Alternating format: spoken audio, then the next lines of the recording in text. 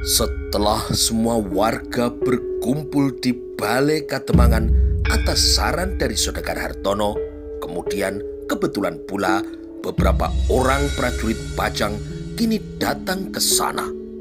Seorang lurah Tamtomo Pajang yang dituakan kini membuka mulutnya setelah ia bersama beberapa orang prajuritnya memperhatikan mayat dari Ki Demang Serandil.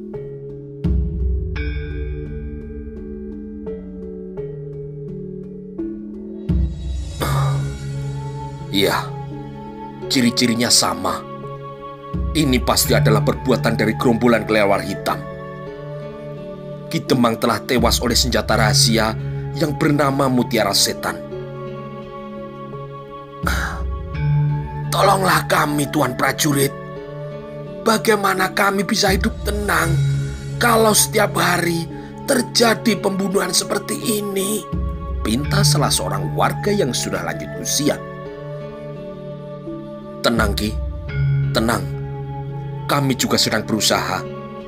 Hanya saja kami belum dapat menemukan jejaknya, ucap Ki Lurah Tamtomo itu. Tuan tidak akan pernah bisa menemukan jejaknya karena Tuan selalu telat. Kalau tidak, mengapa mereka yang menamakan diri mereka sebagai kelompok kelelawar hitam itu tidak pernah tertangkap, Ki? Padahal mereka sudah malang melintang selama puluhan tahun di bumi Jawa ini. Bahkan sejak sebelum Pajang ini masih merupakan kadipaten di bawah kekuasaan Demak. Tukas si kakek itu dengan emosi. Ki Lurah menghela nafas berat dengan wajah yang teramat muram. Dengan wajah yang muram dan suara yang bergetar, ia pun kemudian berkata,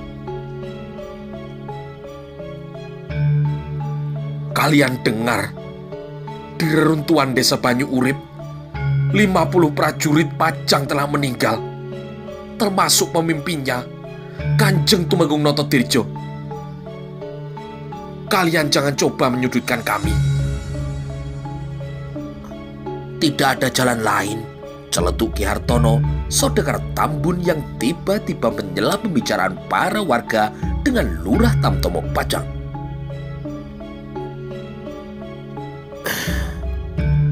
Kecuali kita memenuhi tuntutan dari si Siung Setan, lanjut Ki Hartono. Hari ini Ki Demang Serandil yang menjadi korban.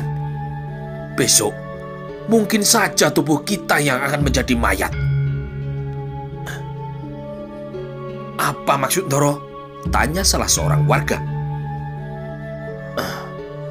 Apalagi kalau bukan pendekar gelandangan itu, harus kita gantung bersama-sama di bekas rumah Ki Margoloyo di reruntuhan desa Banyu Urip, jawab Ki Hartono dengan menggeram. Ki Lurah Tamtomo mendengus marah mendengar ucapan dari Ki Hartono yang sangat provokatif. Namun ia masih berusaha menahan kegeraman hatinya. Dengan penuh selidik dan hati yang mencuriga, ia pun kemudian menghampiri Ki Hartono. Mohon maaf, Tuan. Siapa panjenengan ini? Saya yakin panjenengan bukan penduduk sini, tanya Ki Lurah dengan tatapan yang penuh selidik. Entah mengapa Ki Hartono berusaha untuk menghindari tatapan mata dari Ki Lurah yang tajam dan penuh selidik itu. Ia seperti sedang menutupi sesuatu atau setidaknya berusaha menyembunyikan wajahnya karena seolah takut dikenali oleh Ki Lurah. Mohon maaf Ki Lurah, saya adalah pedagang kain dari Tuban yang kini berdagang di Pajang, dan tadinya saya hendak ke Mataram. Mohon maaf saya ikut campur, karena keamanan saya kini juga terancam Ki Lurah. Siapa yang panjenengan maksud sebagai pendekar gelandangan? Di mana dia sekarang? Tanya Ki Lurah. Dia adalah orang yang membuat keonaran ini, Tuan Lurah. Dia katanya sanggup untuk membunuh pengacau yang bernama Siung Setan itu. Tetapi nyatanya, ia malah membuat orang itu menjadi murka dan menumpahkan kemurkaannya pada kami. Malah, Malah apa? Tanya Ki Lurah dengan penuh tekanan. Malah saya dan para pengawal saya mengira dialah orang yang menamakan diri sebagai kelelawar hitam. Ia yang sejatinya bersekongkol dengan siung setan untuk merampok desa-desa di sekitar Kalilewean ini, jawab Ki Hartono. Ki Lurah mendelik lalu menatap tajam pada Hartono. Panjenengan tahu sepak terjang dari hantu kelelawar hitam itu? Pendekar itu sudah puluhan tahun malang melintang merampok dan juga membunuh orang-orang yang tidak berdosa di seantero bumi Jawa. Bahkan sejak Bajang masih merupakan kadipaten di bawah Demak. Mengingat itu, pasti usia dari hantu kelelawar hitam itu sudah berada di atas 60 tahunan. Dia pasti mempunyai semacam ilmu yang bisa membuat dirinya menjadi berubah-ubah. Barangkali saja dia bisa mencolok putra, mencolok putri, seperti ajian ilmu Dasamuka milik Prabu Rawono, ucap Ki Hartono yang membela pendapatnya. Namun pancingan dari Ki Hartono tersebut nampaknya tidak dipercaya oleh Ki Lurah. Dengan menghela nafas terlebih dahulu, Ki Lurah kembali membabar satu kabar buruk yang baru saja terjadi di sekitar Kalilawean.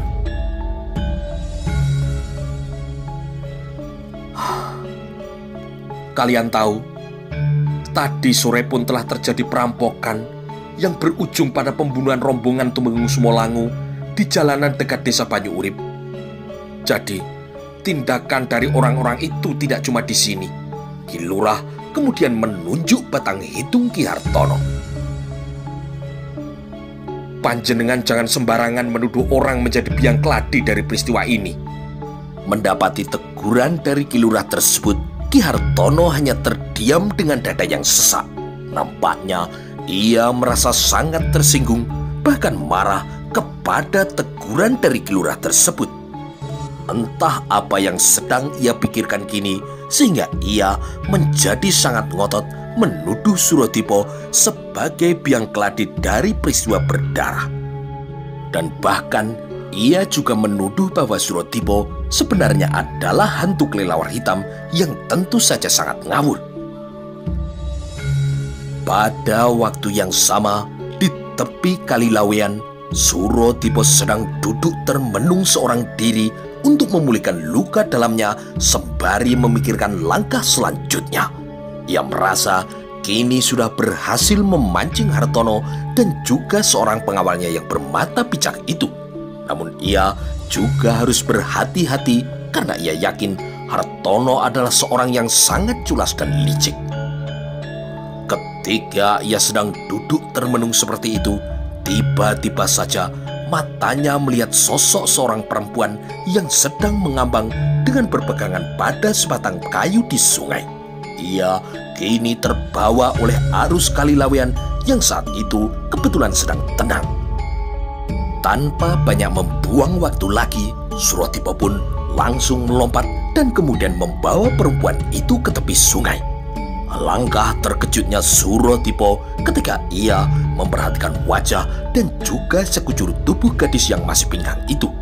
Matanya kini melotot, dadanya juga berdegup kencang. Nafasnya kini juga tiba-tiba langsung sesak memburu. Nimas Renojumini, serunya tertahan seraya memperhatikan wajah dan juga sekujur tubuh dari perempuan itu. Untuk beberapa saat, Surodipo terus memperhatikan wajah dan juga sekujur tubuh dari perempuan itu. Hingga beberapa saat kemudian ia pun tersadar bahwa perempuan itu harus segera ditolong. Ia pun kemudian memegang perut perempuan itu lalu mengalirkan tenaga dalamnya. Tidak lama kemudian air pun keluar dari mulut dan juga hidung dari perempuan itu. Bajunya harus segera diganti dan juga diberi kehangatan. Aku bawa saja ia ke rumah Ki Temang Serandil. Semoga saja di sana masih ada baju untuk perempuan ini. Surodipo kemudian menggendong gadis ayu yang berkulit hitam manis yang sangat mirip dengan Retno Jumini itu menuju ke rumah Ki Demang Srandil. Ia menggendong gadis itu dengan berbagai perasaan aneh yang berkecamuk. Suratipo tak henti-hentinya berpikir mengapa ada seorang gadis yang wajah dan perawakannya sangat mirip bahkan menyerupai Retno Jumini. Tiba-tiba saja saat-saat perpisahan dirinya dengan Retno Jumini di negeri Nogosari beberapa waktu yang lalu kini menjadi terbayang-bayang di pelupuk mata Tumenggung Suratipo. Sementara itu, di Balai Kademangan Sawo Jajar, keluarga Ki Demang Srandil langsung mengadakan acara untuk mendoakan arwah dari almarhum Ki Demang. Jenazah Ki Demang dilentangkan di tengah ruang tamu di Balai Kademangan. Jenazahnya baru akan dimakamkan esok pagi karena sekarang hari sudah terlampau larut. Semua yang hadir di sana kini amat bersedih dan prihatin, terutama keluarga Ki Demang yang terus saja menangis sesenggukan di depan jenazahnya. Di tengah suasana duka seperti itu, Ki Hartono kembali mengail di air keruh. Ia memperkeruh suasana agar tujuannya tercapai, yakni warga desa marah dan mengincar Suratipo yang menurutnya sebagai batu sandungan untuk tujuannya yang amat rahasia dan tidak boleh diketahui oleh siapapun kecuali oleh para centeng atau pengawalnya. Dengan nada yang penuh provokasi dan hasutan, ia pun berbicara kepada si kakek sesepuh desa yang tadi menumpahkan keresahannya pada Ki Lurah Tamtomo dari Pacang.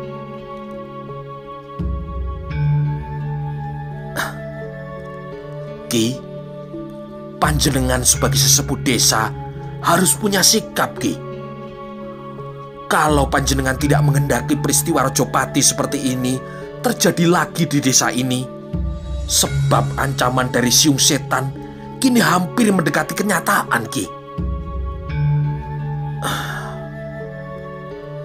Tapi Ndoro, kita kan cuma warga desa biasa. Mana mungkin kita akan mampu menghadapi pendekar gembel yang Ndoro curigai sebagai hantu kelelawar hitam itu. Ilmu kawisesannya sungguh luar biasa. Cuma dengan tiupan serulingnya, ia bisa mengaduk-aduk perasaan di jiwa kita. Bahkan beberapa orang juga ada yang jatuh pingsan, Ndoro. Sergah si kakek dengan suara yang pelan agar tidak mengganggu prosesi pembacaan doa. Ki Hartono menghela nafas panjang. Dengan wajah yang muram, ia kemudian menyahut.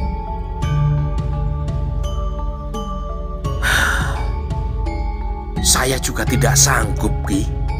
Paling-paling saya cuma bisa membantu dengan ini.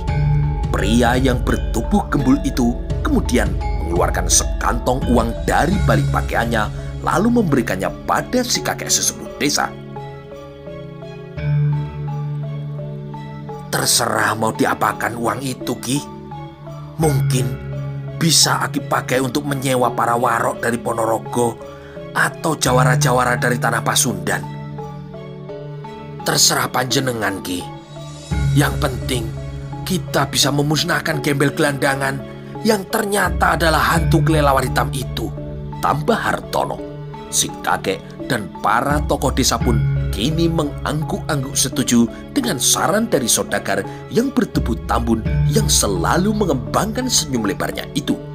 Saat itu kemudian tiba-tiba semua orang yang ada di sana terkejut ketika Suratipo datang dengan menggendong seorang gadis yang tengah pingsan.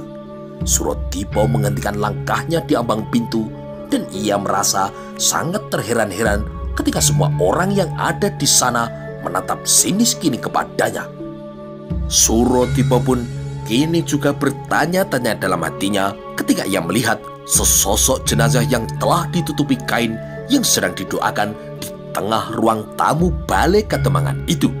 Namun kemudian ia tidak menghiraukannya karena si gadis yang tengah ia gendong kini lebih membutuhkan pertolongannya. Maka kemudian ia pun membawanya ke dalam ruang tamu yang semalam telah ia tempati di Balai Kademangan itu. Ia segera menutupi tubuh gadis itu dengan selimut yang ada di kamar. Semua orang kini menatapnya dengan tatapan yang penuh dendam, terutama Nyai Demang dan juga putri sematawayangnya. Yang mengherankan adalah tatapan aneh dari si picak pengawal Hartono. Ia kemudian mencolek bahu tuannya itu ketika ia melihat sosok gadis yang telah Suratipo bawa ke dalam kamar tamu. Ki Hartono pun mengangguk. Ia kemudian menghampiri Suratipo yang tengah menyelimuti si gadis itu dengan sehelai selimut. Alangkah terkejutnya hati Ki Hartono ketika ia kemudian melihat wajah dari gadis yang telah ditolong oleh Suratipo itu. Mata Suratipo yang awas dan selidik dalam melihat dan juga menilai gelagat seseorang kini menjadi heran ketika melihat Ki Hartono menjadi terkejut dan juga sangat gelisah. "Kenapa, Ndoro? Apakah Ndoro kenal dengan gadis ini?" tanya Suratipo. Hartono tersentak hatinya mendapati pertanyaan dari Tumenggung Suratipo. Namun dasar manusia culas yang lidahnya telah bercabang, ia kemudian malah menyeringai singis sambil menjawab Suratipo. "Hah, aku cuma heran. Gadis lemah ini pun juga kau jadikan korban." Namun tanpa ia sadari, Suratipo pun adalah orang yang sedang memberikan umpan kepada dirinya. Tumenggung Mataram yang sedang menyamar ini pun kemudian berpura-pura marah dan tersinggung atas fitnah keji yang dilontarkan oleh Hartono. "Apa maksud Tuan? Saya menemukan gadis ini tenggelam di Kali Laweyan. Sepertinya Ndoro curiga dengan saya." Ki Hartono pun tertawa menyebalkan. "Anak kecil pun akan menaruh curiga dan juga prasangka seperti itu, Tuan. Apalagi terhadap orang yang pernah menipunya." Kembali kepiawaian Suratipo dalam berakting kini diuji. Ia melotot dan melompat bangun ke hadapan Ki Hartono dengan nafas yang memburu seolah sedang menahan amarah di dadanya. "Menipu apa saya?"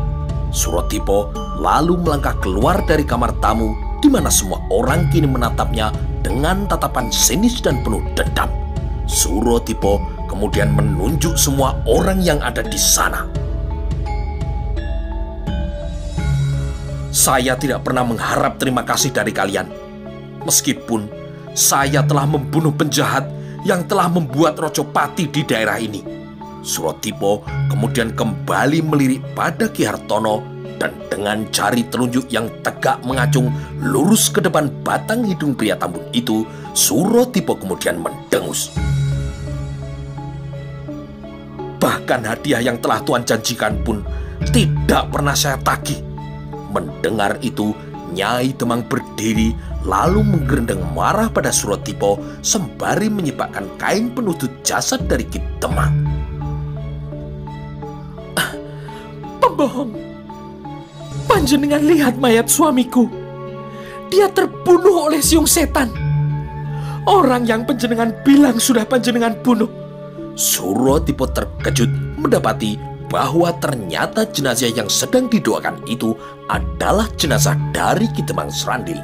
Di luar perhitungannya, ia benar-benar tidak menyangka bahwa Ki Hartono dan juga para centengnya akan berbuat sampai sejauh itu hingga ia telah membunuh Ki Demang.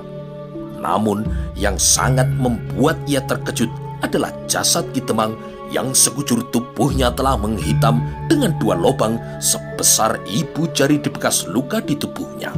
Suratipo pun langsung tahu bahwa Ki Demang telah tewas oleh serangan dari mutiara setan.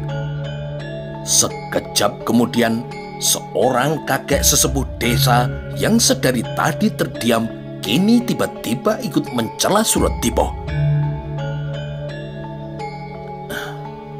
"Sampean ngerti? Sekarang siung setan itu malah mau membunuh kita semua. Ya, dan daerah ini akan dijadikan kuburan massal," celetuk si picak kepala pengawal Ki Hartono. "Dan itu semua Kowe penyebabnya. Tunjuknya kini pada Suratipa. Suratipa kemudian menatap semua orang yang telah menatap dirinya dengan tatapan yang penuh kemarahan dan dendam. Lalu dengan marah, Suratipa melangkah keluar meninggalkan balai Kademangan Sawo Jajar tersebut. Melihat kepergian Suratipa dan hasutan mereka telah berhasil, Ki Hartono dan si Picak kini tersenyum aneh sembari menatap ke arah kepergian Suratipa. Pada keesokan siang harinya, Suratipa yang sedang berjalan di tepi Kali Laweyan untuk menuju ke balai Kademangan Sawo Jajar guna menengok si gadis yang telah ia tolong tadi malam. Selain, ia kini juga memikirkan tentang kelakuan dari Ki Hartono dan para centengnya yang selalu berusaha untuk memfitnahnya. Suratipa pun juga terus memikirkan sosok gadis yang telah ia tolong karena ia sangat mirip dengan Retno Jumini. Di sela langkah-langkahnya, ia pun juga teringat pada sosok Ki Demang Serandil yang telah sangat baik kepadanya.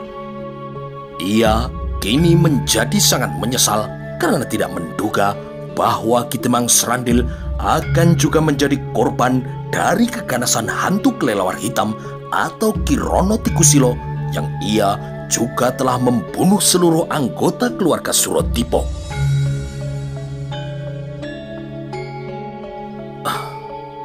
Ki Demang, semoga engkau tenang di alam sana.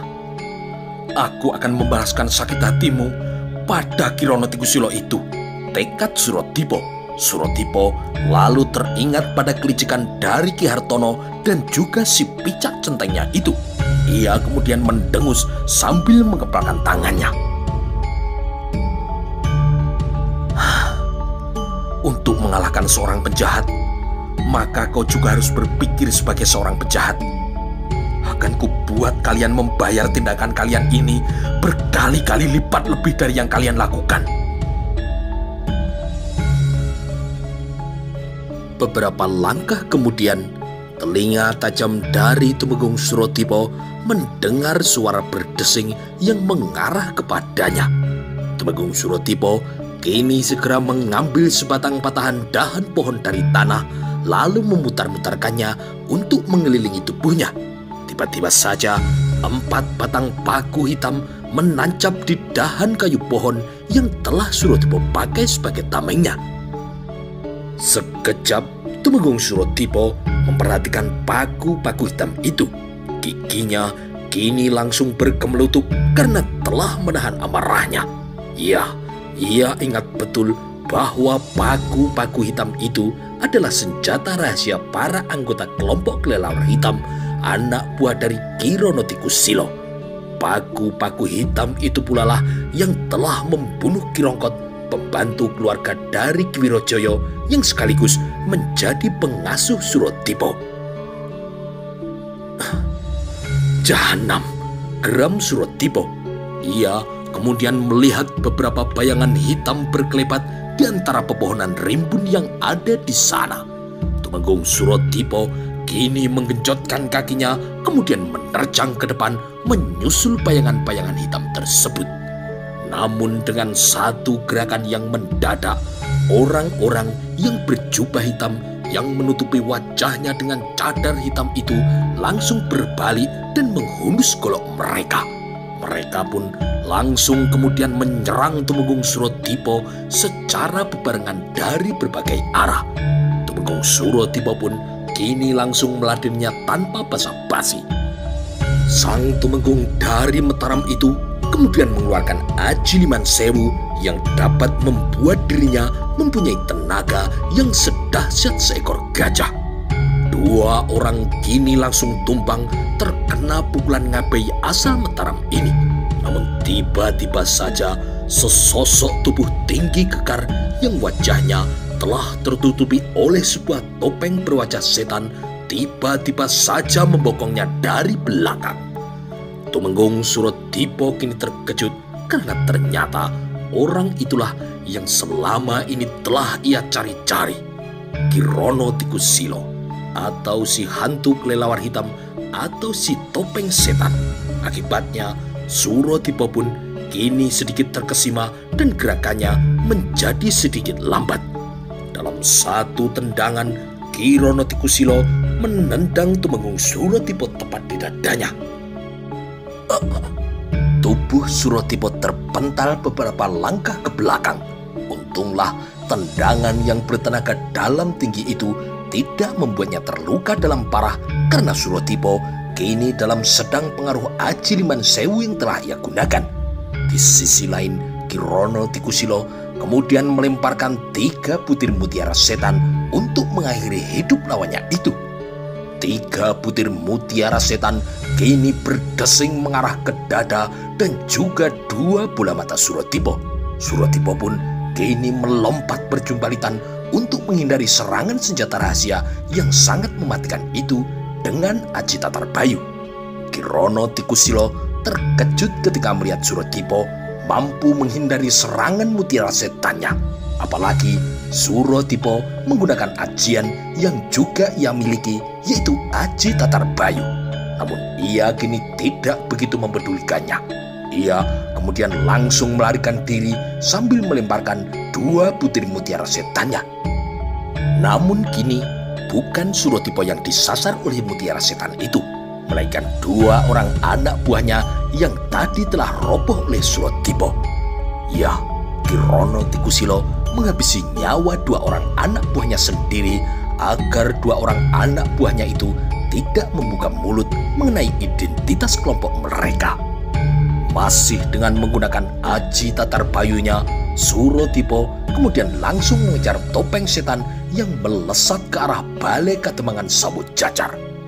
Ketika ia telah sampai di halaman Balai Kademangan, ia mendengar suara jeritan dari seorang wanita dari arah ruang tamu.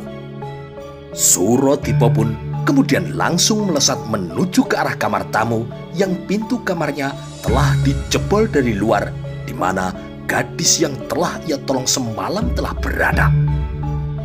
Di dalam kamar tamu itu, ia kemudian mendapati si topeng setan tengah berusaha untuk mencekik leher si gadis. Namun begitu ia mendapati Suratipo telah sampai ke dalam kamar, si topeng setan kemudian melepaskan tangannya dari leher gadis itu, kemudian melompat kabur dengan menerobos jendela kamar itu. Suratipo kini tidak mengejarnya. Ia kini lebih mengkhawatirkan keadaan dari si gadis yang telah dicekik oleh topeng setan tersebut. "Kau tidak apa-apa, Nimas?" tanya Suratipo seraya memegang bahu si gadis yang tengah menangis sesenggukan sambil memegang lehernya yang tadi telah dicekik oleh si topeng setan.